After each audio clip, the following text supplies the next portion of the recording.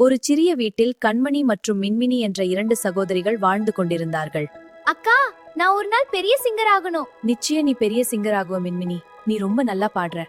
மின்மினிக்கு பாடல் பாடுவது ரொம்ப பிடிக்கும். மாணவர்களே, பள்ளியில் பெரிய பாடல் போட்டி நடக்கப் போகிறது. ஆனால் ஒரு சிக்கல் இருந்தது. அக்கா, பதிவு கட்டணம் செலுத்தணும். நம்ம வீட்ல பணம் இல்லையே. என்னால இந்த போட்டியில கலந்துக்க முடியாது போல. மின்மினி சோகமாக இருந்தாள். அத பார்த்த கண்மணி எதுவும் பேசவில்லை. அவள் அமைதியாக ஒரு முடிவு எடுத்தாள். அவள் மிகவும் விரும்பிய புத்தகம் வாங்குவதற்காக சேமித்த பணத்தை எடுத்தாள். அதையெல்லாம் எடுத்துக்கொண்டு மின்மினியின் போட்டி கட்டணத்தை செலுத்திவிட்டாள். ஆனால் அத மின்மினியிடம் சொல்லவே இல்லை.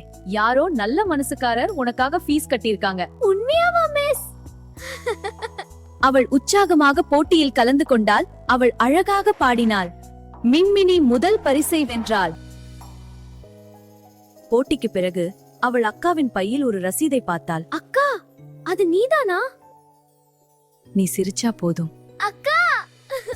அவள் அக்காவை கட்டிப்பிடித்தாள்.